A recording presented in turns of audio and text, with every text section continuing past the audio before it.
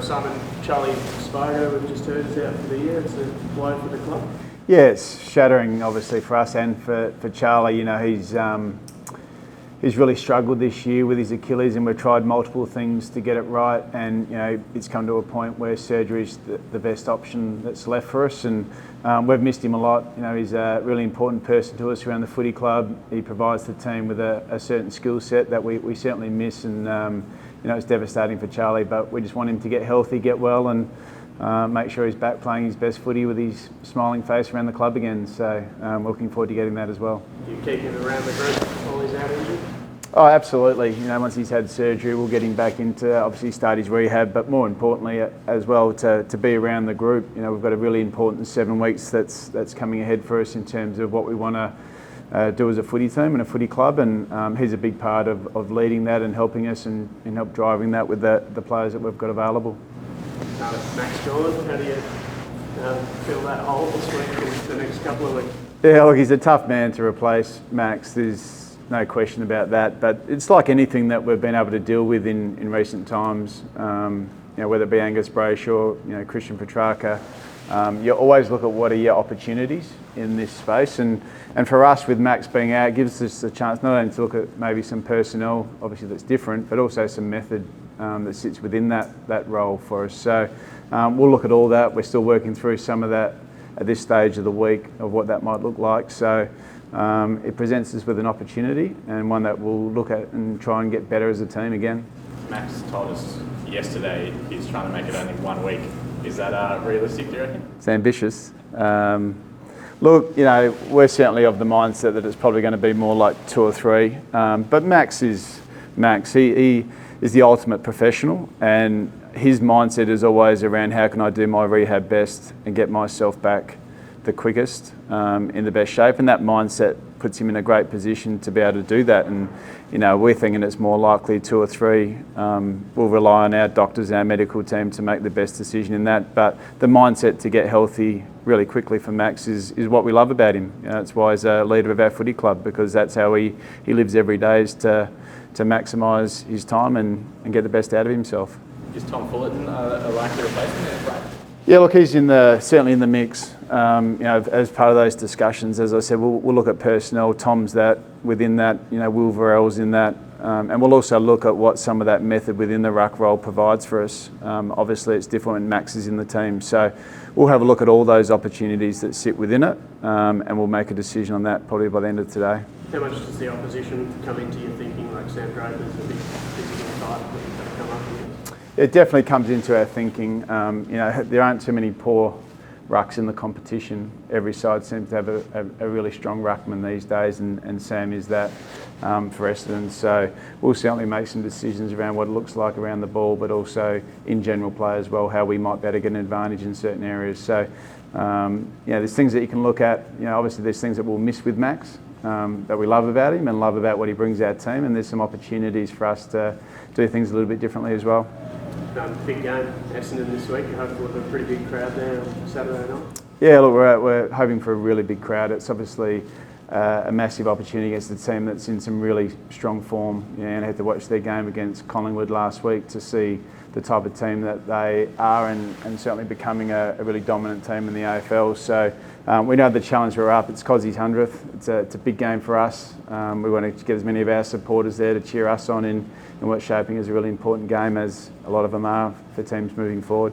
Does Cozzie come back down after the mark last week? Yeah, he's got about 1 in 20 of his flies that he's gone for so far, but geez, he just brings people to the game. There's not too many players when you go to the game, you go, I'm going to watch that player. He's one of those guys. You know, I think, you know, Buddy Franklin, Cyril Rioli, Gary Ablett Jr., you know, they bring people to the game to go and watch them specifically, and he's one of those players because of the skill set that he's got, and we've been fortunate to have him for 100 games of footy so far in his career, where he's just excelled and grown and continues to get better. He's developing his role as well, isn't he? Spending more midfield time, and it's pretty important for the team. He is. You know, once again, these are the opportunities that get presented to you. You know, he's playing a little bit more midfield time, and we're trying to maximise his ability for us both through the middle of the ground, but also forward to centre. So he's in some really good form at the moment, and he's worked really hard to get himself into the position that he is at the moment in the season, and we feel we're going to get the best footy out of him going forward for the rest of the year. How's Colton been during the week? I imagine he's up and about. Is he the kind of kid that will let everyone know how well he went? He brings plenty of energy, doesn't he? And that's evident for everyone to see. He's just a great teammate to play with at the moment. He's a young lad that's come into our environment and done everything he can to build his game, and he's a much loved guy, and he brings an energy to our team through the way he plays and the way he celebrates with his teammates and his commitment to the team, and that's what we love about him. So look, he's had a great start to his career. He's learning a lot on the fly, and he's being mentored really well by some really experienced guys, and we've got some really high hopes for him. Is he like that off the field as well? Just a bundle of energy, like a Tom Hapley or something like that? He is. I think you can see when he got drafted, and we just want people to be themselves in our environment, and that's what Colton is. We give him the freedom to be who he is. He brings energy. He's a person that's really professional, but he brings a lot of laugh and joy to the environment, and just let him be him. How's Christian Petrarca after the surgery? Yeah, look, he's recovering well. Track. It's obviously a really tough time for him and his family in Bella, and we've been feeling for them. But he's recovering well. I'm sure he'll be back into the club really soon and getting around the guys, and we're looking forward to getting him back in. He's much loved, and we want to see that smile back on his face and being part of the group. Spoke a bit about Jake Melsham's importance the other day. How's he pulled up after the first game back? Yeah, look, he's pulled up really well. Obviously, as I said, leading into the game, he'd done sort of 8 or 9 weeks of match loads heading into the game, so he was super fit, and he's recovered incredibly well. So, he's ready to go again, and we'll give him another big task this week. Adam Simpson parting ways with the Eagles. What was your reaction to that? I think it's always a sad day when you see a senior coach depart a footy club, and obviously for Adam, it's not necessarily a sad day. It should be a celebration of what he's contributed to that footy club. 11 years, premiership, grand final, overseen a huge transformation, and they're one of the best clubs in the land for a reason, and he's been a big part of that. And I think we should celebrate the role that he's done. I'll certainly be being in contact with him and send him a message of support, but it's no doubt a tough time for him personally, but it's a new adventure for him as well. So it's exciting in some ways for him as well. What was he like to coach against? He's one thing when you play the Eagles, you're going to get a really well organised footy team, and he was able to do that for a really long period of time. They were well structured, well organised, really hard to play against, and that's why they've had the success they have. And he's a very stable person, so I'm sure he's been a great coach for their footy club, and one that they'll cherish when they look back. Last night, Isaac Heaney was made ineligible for the Brownlow medal. Do you have a view on whether that's the right rule and we should keep going with that going forward?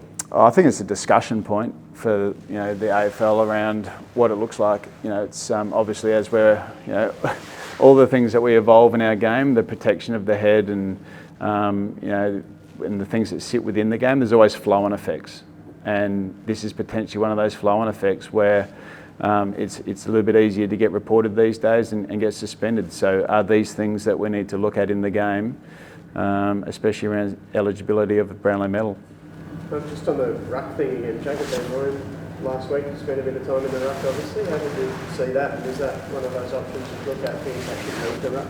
Yeah, look, he's obviously got some attributes to be able to go in the ruck. He's a pretty dominant forward in the game last week as well, having 8 shots at goal. So we've got to make sure we balance up what we want forward of the ball with also what we want in the ruck. And as I said, all those options are on the table for us. Petty and Brown, are they tests this week? Yeah, they're both tests. So we'll see how they get through training today, and then make a decision on those guys later.